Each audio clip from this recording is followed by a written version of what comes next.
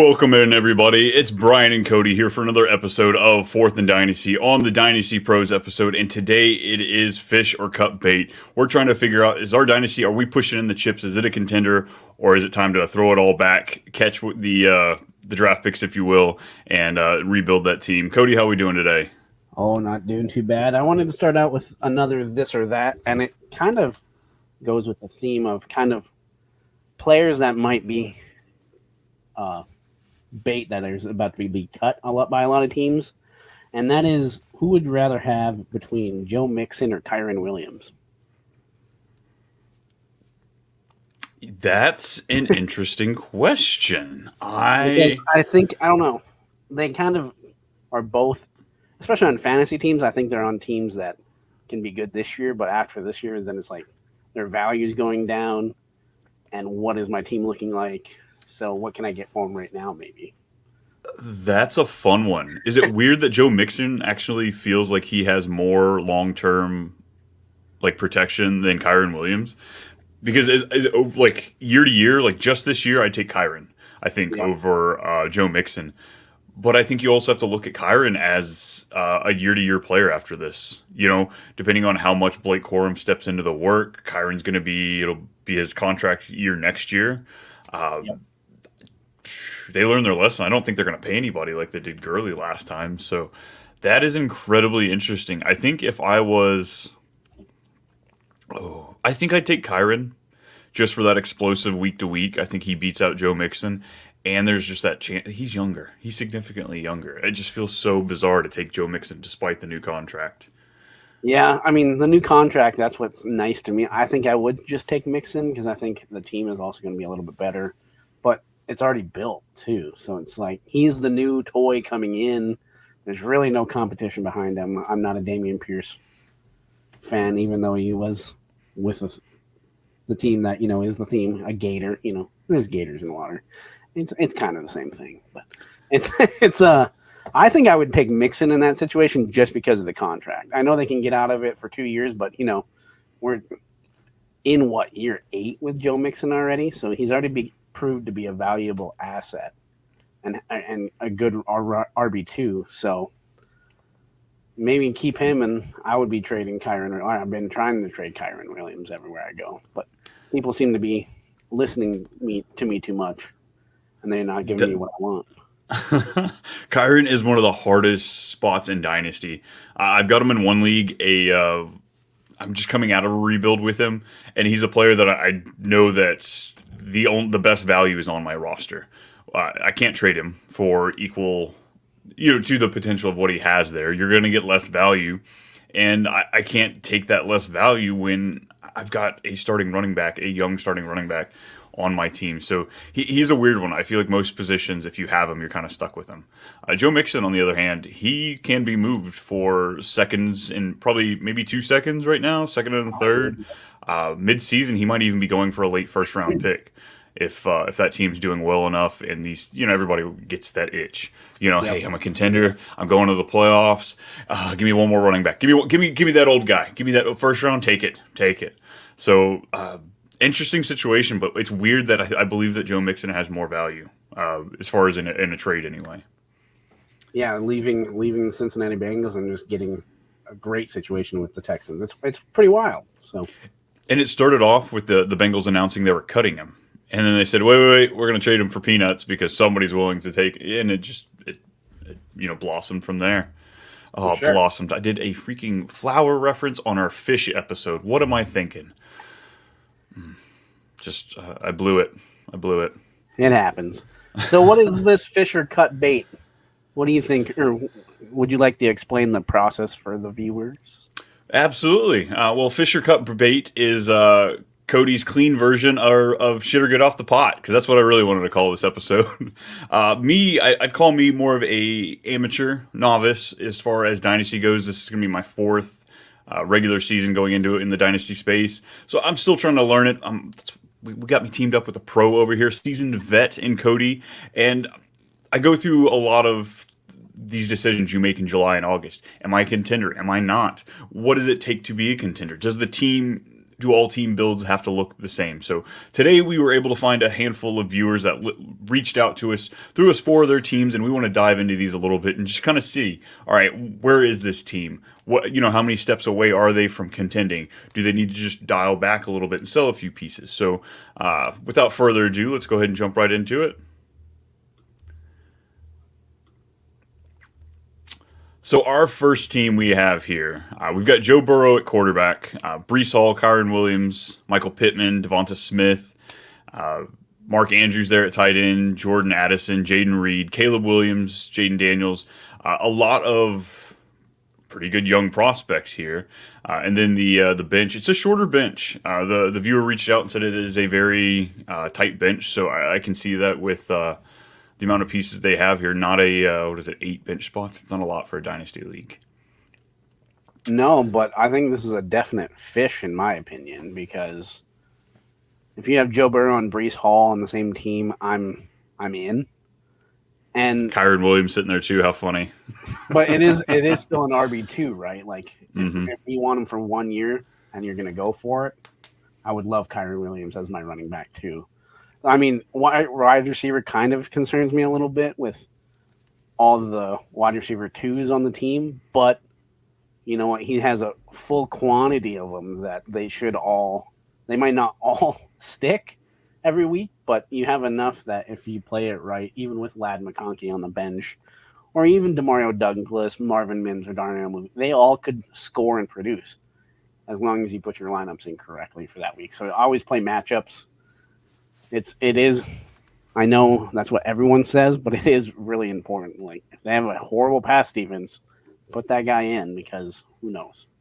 I also love doubling up on the draft with Caleb Williams and Jaden Daniels. You're hedging your bet. I love that. So, yeah, this I probably should reference. This is tight end premium superflex league. So this heavy quarterback build is on purpose.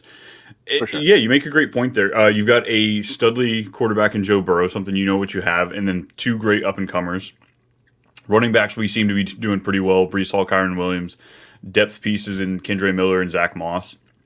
But 100%, I think the reason this team is on that fence, or on the net, I don't know, we'll work on the fish puns. But yeah, definitely Michael Pittman and Devonta Smith being your top 2 wide receivers. I think there's a move that needs to be made there, and arguably one of the most important spots on a dynasty roster is the wide receivers. These guys that you have for so long. I struggle to see where a room of Michael Pittman, Devonta Smith, Jaden Reed, and Jordan Addison can truly give you those spike weeks to push you over the edge. So would you look at maybe packaging 2 of these 4 receivers for another guy? And if so, what strikes your interest? I'm going to first dangle out one of the 2 tight ends, because I think Njoku can also start for you. And totally fine. And especially in tight end premium, Njoku's a good play. So I'd probably try to get one of those, because also you never know, there might be one on the bench in waivers that you could pick up. But I'm dangling him, and I'm probably dangling a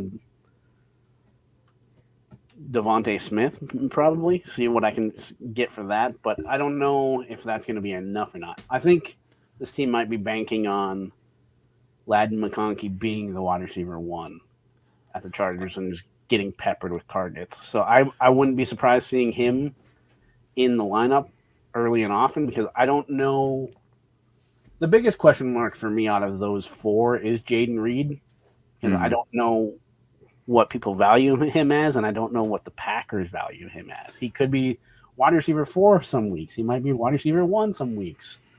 We know Pittman's the wide receiver 1. We know Smith and Addison are wide receiver 2s on their team. That's why I would try to also package Jaden Reed, or try to get something for Jaden Reed. And there's always a Packers fan in your league. So just try to take.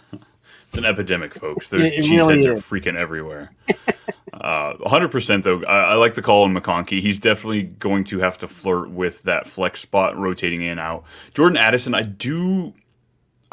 just looking at kind of how I'm building my projections this year, I'm excited for him for the first couple months, in that, Hawkinson's not going to be here for a while. So we should see, he should be solidified as the number 2 target in that offense. But 100%, Jaden Reed, there's question marks across the thing. big Jaden Reed fan. I took him in several of my rookie drafts, but at the same time, I'm also a Christian Watson fan. I think he's going to hold it together this year, or at least I'm betting on it at the price you have to pay. So I'm willing to get that one wrong at the ADP that you're getting him in obviously redraft and best ball. And this is a surprising take for you, Brian, but I was looking up on X, and I think it was Derek Brown. He's in the fantasy space as well. He was showing some advanced metrics. I was reading metrics, Brian. I'm growing. Ooh, those numbers. But it was showing some concerning stats about Jordan Addison and how touchdowns saved him last year and some of the yards per receptions and all that kind of stuff. So, yeah, with the Hawkinson injury, we're going to find out real soon on Addison as well. So it's kind of is his sell point just going to drop after this year if he's not it? If anything, I'm excited for Addison's future. Yeah. This year could be shaky once we get J.J. McCarthy some reps and he's not a rookie. I think Addison's year 3 and 4 are looking great. This year, I am very skeptical. I think of selling him, you need to find somebody who believes in him and they're looking past the touchdowns because, yeah, 100%. Touchdowns saved his year. He finished so much higher because of, 8, 10 touchdowns? It was it was a great year. So I think doing something... Sorry, go ahead. I was going to kind of segue to, so like Devonta Smith, you kind of talked about if we did like Devonta Smith, a future first, and a Njoku, do you think that would go get like A.J. Brown? If you can get that person to like tier down from A.J. Brown, possibly? I was legitimately trying to think of a trade for A.J. Brown for this. Like, which wide receiver one is usually gettable, and I don't know why A.J. Brown is always gettable, it seems, but he is. And if I had A.J. Brown and I got offered Smith, Addison, and Njoku, I'm smashing accept every time. Especially in a tight end premium league, yeah. Njoku is hit and miss in every league, yes, but when he hits, you're happy. I think so. Yeah, I'd pull the trigger on that. Especially, you teasing somebody with that tearing down, scaling down a little bit with age. Even though A.J. Brown, I think he just turned 27, hitting the prime of his career. And we still have multiple years with A.J. Brown. And this yeah. And like you said, like I would require that first, though, for sure. Because then it's like, I know you're going for it. So it's probably going to be a lower first anyways. But still, I want that capital. I think so, too. So, running back wise, like we said, Brees, Kyron, you've got backups of Zach Moss and Kendre Miller, Ray Davis, and Marshawn Lloyd, which I like both of their outlooks on the taxi squad there. So maybe I guess this is the 8 bench. How do you add depth to a team that you don't have room to add depth to? Is this a kind of a league that you need to just trade everything in for elite assets to give you? Because I imagine their waiver wire's got to be popping if it's only 8 bench spots. I mean, their waivers last year, he probably got Kyron Williams on waivers last year, right? Probably, so you kind of just got to wait for week 1 and see what's going to happen and see who's going to be consistent in that. I'm not saying blow all your fab in one off season. I mean, in 1 week because I've done it before, but it's just I highly don't recommend it because it doesn't work. But it's you have options like we were both saying. I mean, I like even Kendre Miller because we just still don't know who's going to take this snaps behind Kamara, and I think Miller's going to get the first shot. So we'll see. And Alvin didn't finish out OTAs. His agent came out and flat out said it is contract related. So we haven't really seen holdouts over the last few years as it really gets into the regular season. So I don't know if we'll see that. But hey, maybe Dallas makes a trade. Maybe Dallas says, hey, we need a running back, and we're willing to overpay, and Alvin Kamara is overpaid, so send him over. I'd love to see that, just saying. That would be. So I guess the verdict on this team, we're reeling it in. We're pulling this fish in. Hook, line, and sinker there. Make some improvements at the wide receiver position. Maybe go cash in for a big elite playmaker, but I think this team's ready to compete or begin their competing streak with these 2 rookie quarterbacks anyway. All right, let's cast out to the second one. It's a stretch. I like it. Team number 2, another Superflex tight end premium. That's probably all we're going to cover here. We're looking at Justin Herbert as the starting quarterback, Javonte Williams, Zach Moss at running back, Garrett Wilson, Jalen Waddle, DK Metcalf. So this one is starting 2 running backs, 3 wide receivers, opposed to the 2 and 2 in the last league. Mark Andrews, the tight end, Evan Ingram, David Njoku at tight end as well, Gardner Minshew, and then you get into the bench, and it's a little skeptical here. We got J.K. Dobbins, Kendre Miller sitting there, Khalil Herbert, Xavier Worthy, Rashid Shaheed, J.J. McCarthy is on the taxi, it looks like, and then just a bunch of lottery tickets there with some more rookies. I don't know. I was on the fence on this team. I can see why they're skeptical. There is reasons to be excited, and there's reasons to think it might be a year out. Is 3 it a tight year ends and out? starting Yeah. off. Is it a year out, or do we just cut bait with it and start over again? Oh, man. Because, I mean, we have 3 elite wide receivers and 1 elite quarterback. But after that quarterback, you have nothing other than J.J. McCarthy, who might not play this year, and Gardner Minshew, who's probably going to be splitting time, or QB2. So it's just like there's a lot of assets that you have that people will give up. You could probably own 7 picks of the next round. So I would have probably cut bait last offseason for this offseason's rookies, but I'm still going through the process for rookies next year. Just don't know a lot of the names at the moment, but there are some. But I don't know. You can't start 3 tight ends, even if it's tight end premium. That's always tough. Right. I saw. It's an interesting one. I mean, you do have Xavier Worthy, but I don't know he's going to be. I mean, consistently startable. I don't see that happening. Kendre Miller, J.K. Dobbins, they could work their way into the lineup. So yeah, definitely some work that needs to be done here.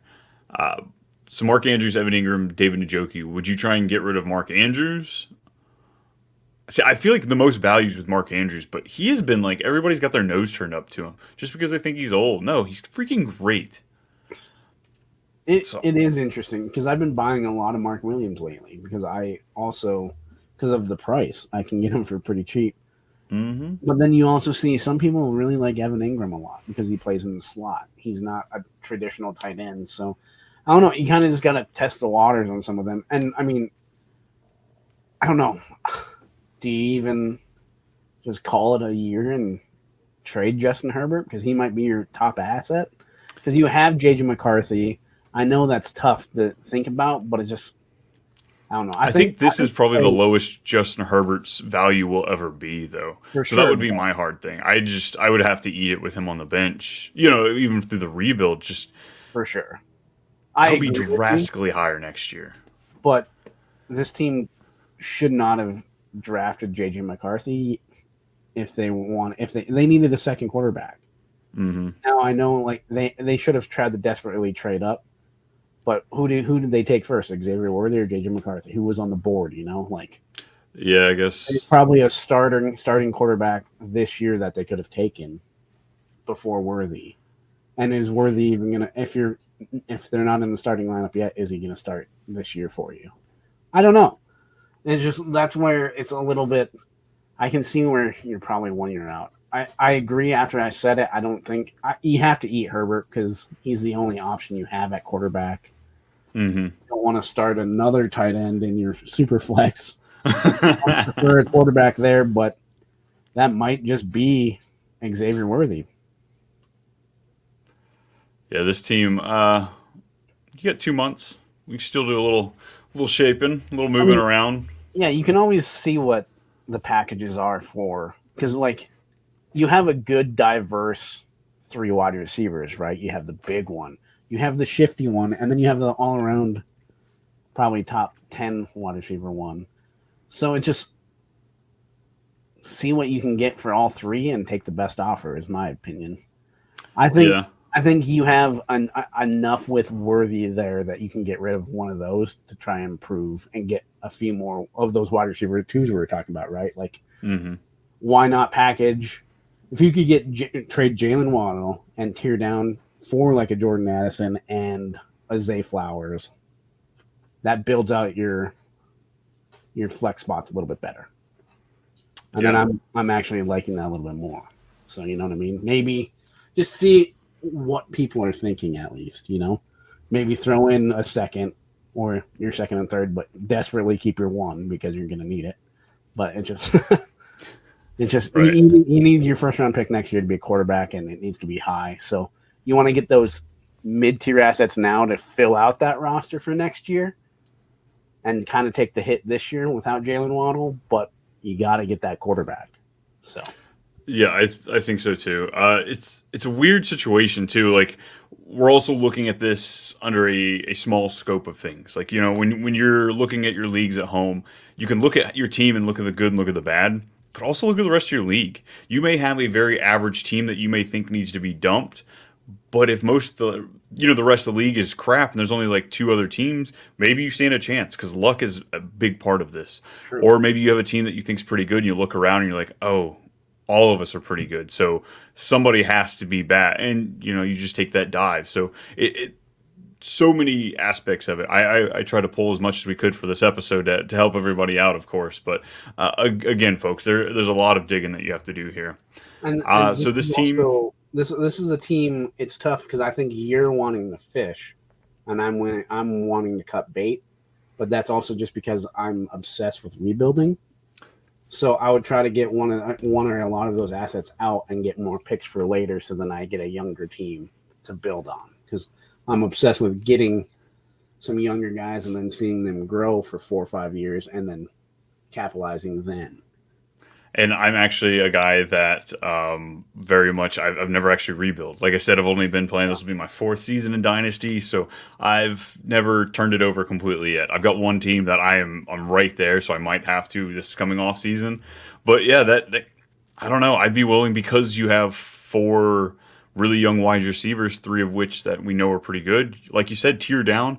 But maybe you don't quite tier down to younger wide receivers like Addison and Zay Flowers. Maybe you tier down into a Debo, or you tier down into some of these guys that are still in their peak, but nobody wants them because they're only looking at a year or two left. That year or two might be all you need. So if you can garner maybe a second round pick and maybe that, or look and see what you can do because this team's young in areas and old in others, so it's going to take some finessing. I mean, and running back, it's gross. Running back is gross. I was just going to bring that up because it's just like we like Kendre Miller. I think we both agreed on that. But after that, I like Zach Moss this year. You do? I mean, I like him this year. This year, yes. So you have to keep him on your roster this year. But Kevin Harris, CEH, Khalil Herbert, it's tough. No. All those guys are tough bets right now. So it's just. And they're kind of guys and then your taxi running backs too. Those are the Kevin Harrises of the world. Like you hope they hit, but that's why they're on your taxi. And if they didn't, that's when you release them. But this team can't release them right now. So.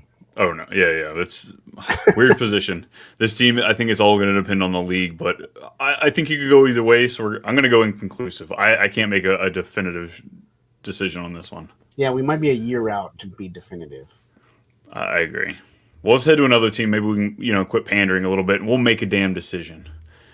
Let's jump on this team. And first 3 players, I'm saying put the pedal down. We've got Lamar Jackson, Brees.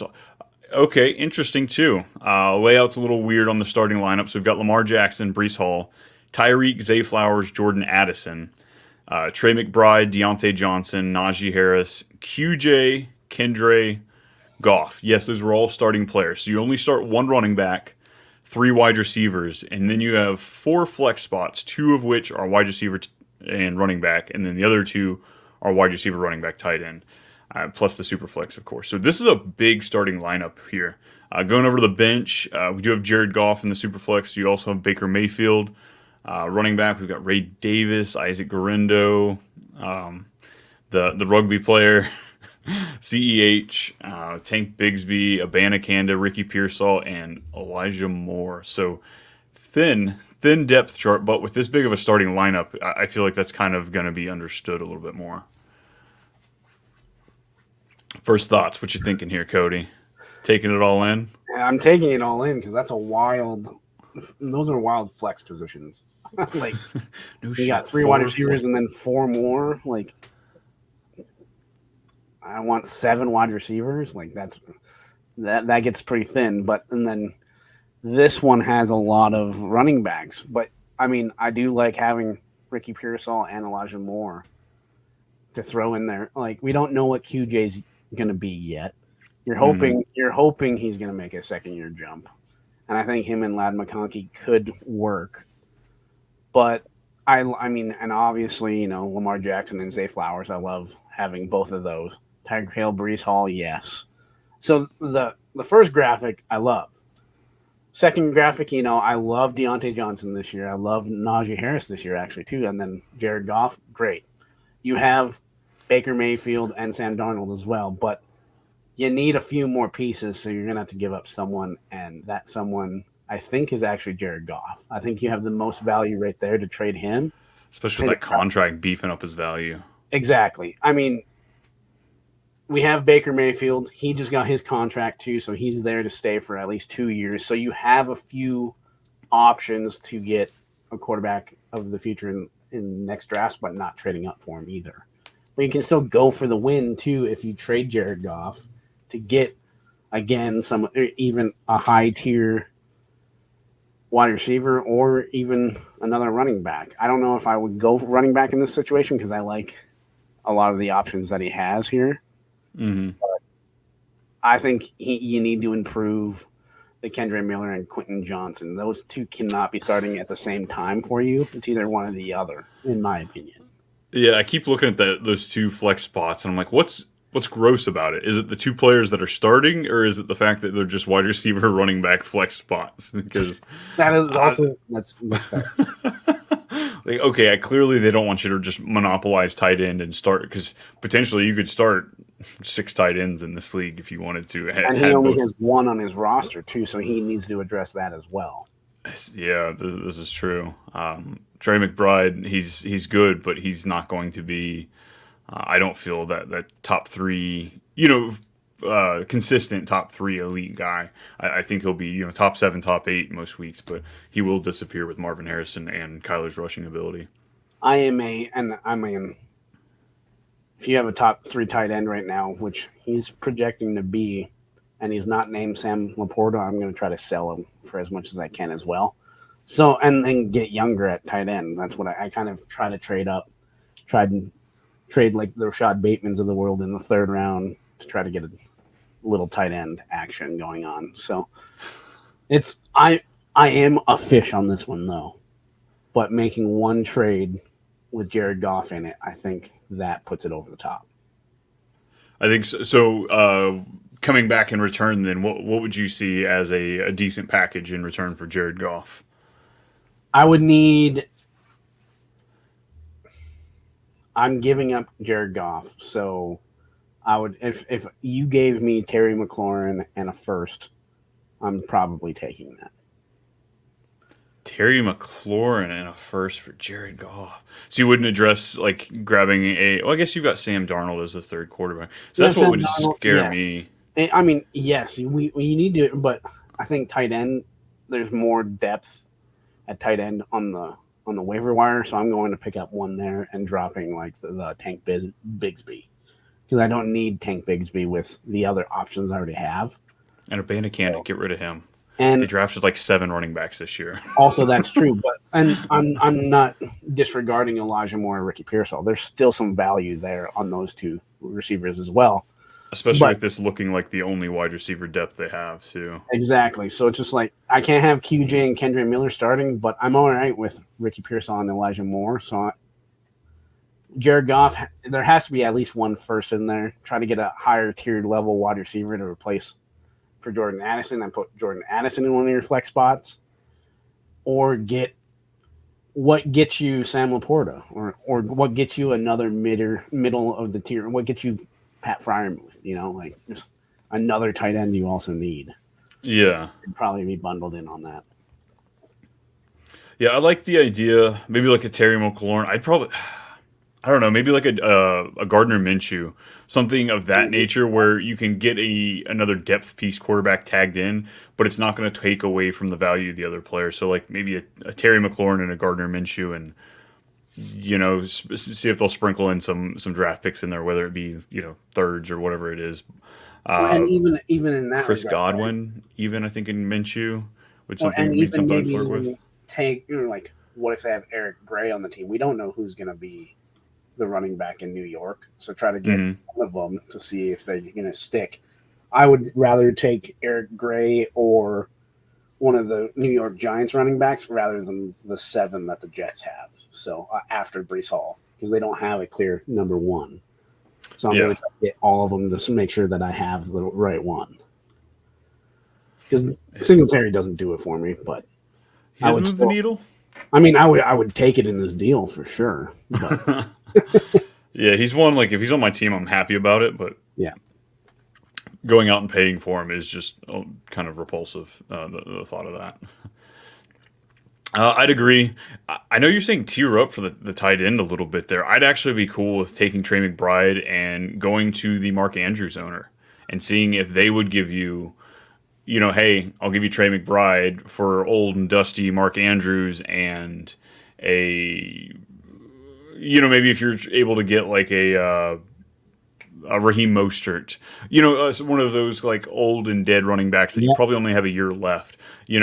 Trying to get that extra starting asset piece that they're not really going to look at, especially, and you're probably swindling them. Straight up, Trey McBride and Mark Andrews.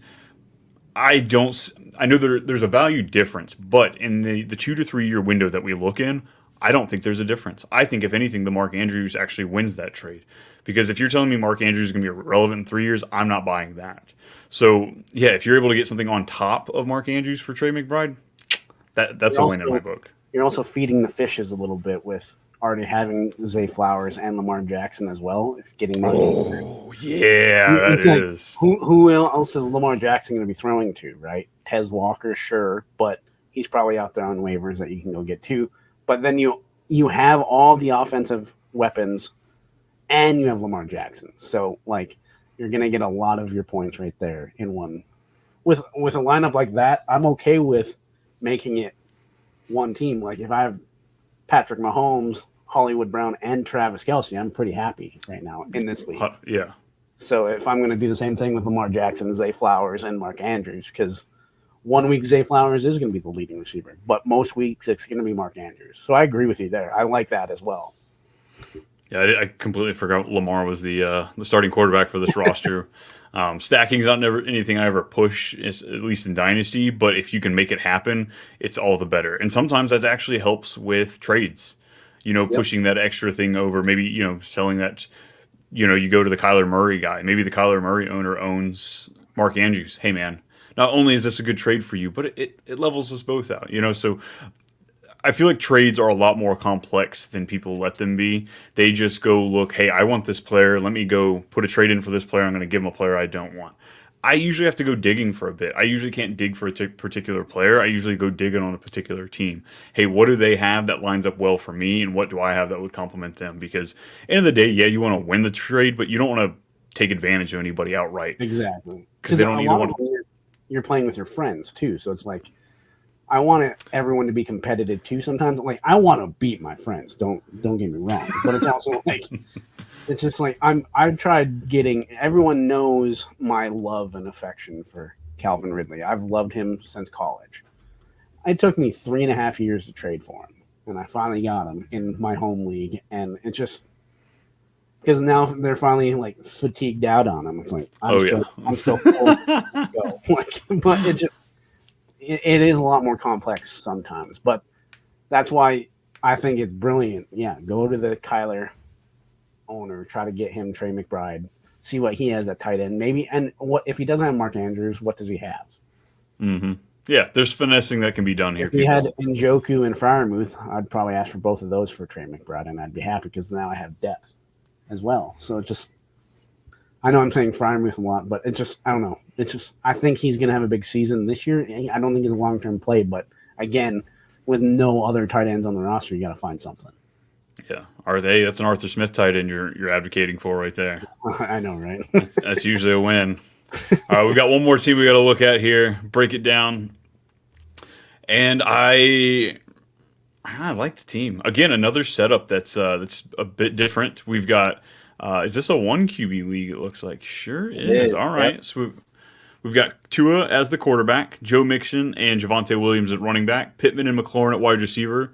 Tight end, we've got Taysom Hill, and then wide receiver, we've got Calvin Ridley, Brian Robinson, A.D. Mitchell. If you're looking on the bench, we've got Stafford and Levis, McMillan at wide receiver, Bateman Tony, Wandell, Michael Mayer, Tyron Tracy. So assets pieces here in the bench pieces, and then with 3 flex spots. That's wild. Without a super flex, that's wild. Calvin Ridley, there's your boy. Full disclosure, yeah. Sometimes it's hard to get a home league that wasn't a superflex league to turn into a superflex league, and it kind of seems like they probably had a defensive player or defense and kicker, and then they removed one of those and added a flex spot, and that might have taken 3 or 4 years to do, but here we are. It's more of a yes, this is my team. Let's just break this down. It's I had even more assets this last year, but I kind of broke the bank. I got a second and Calvin Ridley, and I gave up like Travis Kelce. I was just done with him, just because I didn't know where he's going to be at. I didn't want to just leave him there. So I am pretty thin at tight end for sure.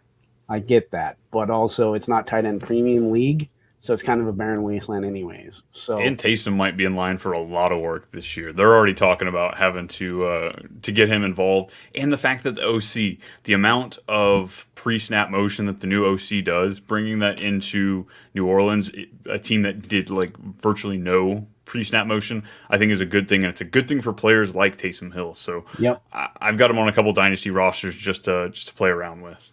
And like this league too, I did get Calvin Ridley, and I'm happy that I got Will Levis before I got Calvin Ridley. So that's when it really broke. It's like I'm going to overpay for Ridley and be okay with it because I at least have that stack. And I don't know what Tua is going to be. It's really hard to gauge what he is as a fantasy quarterback. So I might, since this is my roster, I'm probably going to be playing Will Levis a lot just to see what he has. But then also I have the stack, so I'm all right with that too. My other 2 flex positions in this one, it is rough out there with Brian Robinson and Eckler. Like I don't have Eckler, but I do like A.D. Mitchell a lot. Do I like him a lot with Michael Pittman? I don't know. Did you put that together yet? Yeah, That's risky. Well, it is. That's risky. But I also like A-Rich a lot, Mm. and the A-Rich owner, full disclosure, is rebuilding. So if he needs some assets, I have them. So it's also Take a little A.D. Mitchell action there. What are your thoughts? What do I need to do? Well, I guess enlighten me a little bit. So, as a Superflex only dynasty player, the quarterback position is drastically Caleb Williams was the take him first overall, no matter what in Superflex. He's not even going in the first round in single quarterback in most leagues. So, I guess elaborate a little bit on the value dynamic there, as far as because you could probably trade for a pretty good quarterback with some of the value you have here, but I guess the necessity, the need for it, what's that look like? In standard QB leagues, you don't need more than 2, and I have 3, maybe even 4 with Aiden O'Connell in the taxi squad, right? It's just I'm looking more in one tight end, one QB leagues. I'm looking for parity across who can get me 15 points in every slot. That's what I'm really trying to gauge and try to get, because that usually gets you to 11-3, 12-4 into the playoffs. Then if you feel like you're a playoff team, then I'm going to sell a little bit more and try to get that top asset. So that's kind of the plan. But it's just more, it's tough. That's why I'm willing to bet on Will Levis a little bit more, and then hopefully the Tyreek Hill owner, his quarterbacks go down and he needs Tua. because then I I'm was going going to to say, is that something that you would probably look at then? Maybe yeah fishing out to a. it's very hard to get a quarterback with a first round pick in it, just because they aren't as valued as they need to be. That's why Mhm. I have been desperately trying to switch it to Superflex, because it gives you, and tight end premium, because it just gives more value to those two positions. Yeah, otherwise it's the monopoly can be easily run between the running Yes. back and wide receiver when there's only the two positions that you're really coveting, and 7 or 8 running backs that are really covetable in Yeah. Dynasty, and that might even be a stretch at this point. So this team, again, it's kind of a little harder for me to gauge just the one QB, but I think that I don't know. I think I'd throw it in. I think I'd throw it for 1 year because a lot of the team's pretty young. Like Pittman, I'd have no problem wasting a year with me. AD Mitchell obviously is young. Calvin really just signed the extension, so if you could move him, you could. But I think he'd be good. But I don't know. I struggle seeing this team being rolled out with AD Mitchell. Is for sure starting. Like Bateman and who are the other wide receivers over there? McMillan, Booty. Wandale, they don't. I've got them on enough of my dynasty leagues, and I realize that starting them is very rare. So I don't know. I would be stressed, I guess, going into the season starting this. This is also, I did cut bait this last off season because I went all in, and now I already cut bait. So this is the outcome of already a cut bait. This is what my roster Gotcha. already looks like. So I'm trying to make sure that what I have can sustain me. So I kind of tried to get younger because I'm going to be in this position. I really don't have many draft picks because of I sold out last year. I don't have really Gotcha. that much assets this year, but the next year I do. So I tried to get as young as possible, but still have a valid lineup that can make me compete, but still be lower tier. I gotcha. Yeah, So so it's this one kind of, might be one of those, yeah, where you're just not necessarily selling all the players out, but maybe you're just tearing down.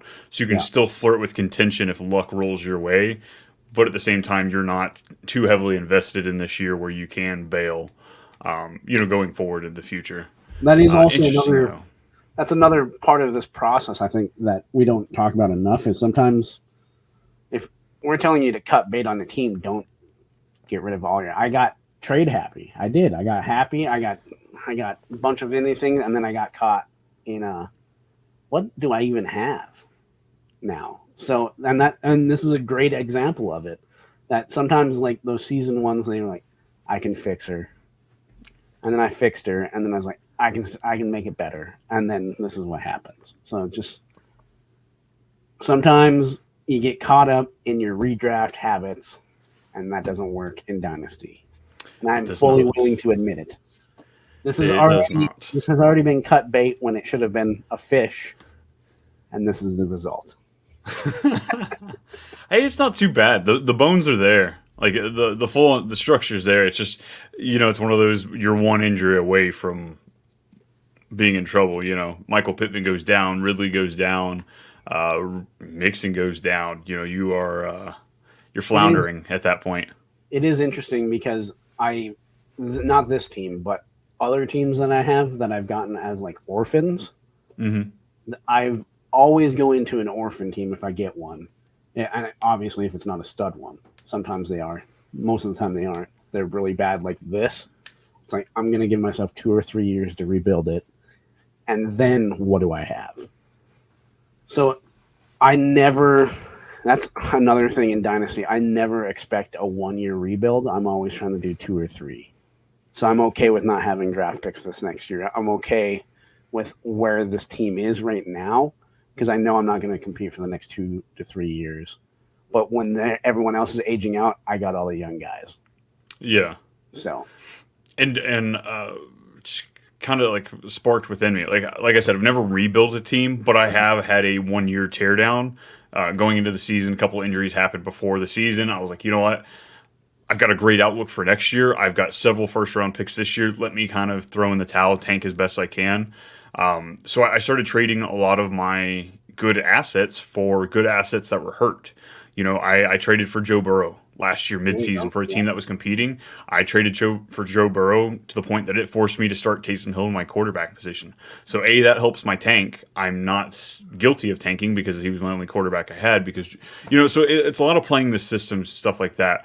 You don't always want to buy into injuries. Like several years ago, I had a guy trade me Josh Jacobs for Hollywood Brown because he thought Hollywood was going to come back from that injury, and his career has been stalled ever since then. And Josh Jacobs was still good.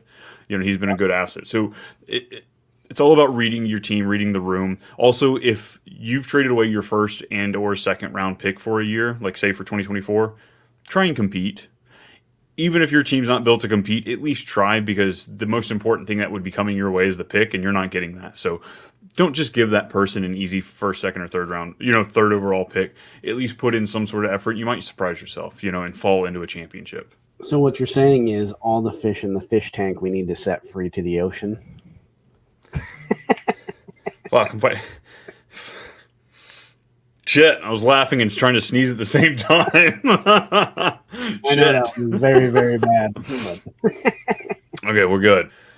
Well, Cody, hope you learned something, because I sure did. Figured out that I am chumming the waters. I'm rebuilding. I'm tearing down a couple of my teams, and I found the guy who to come to, because this guy over here knows how to rebuild a team.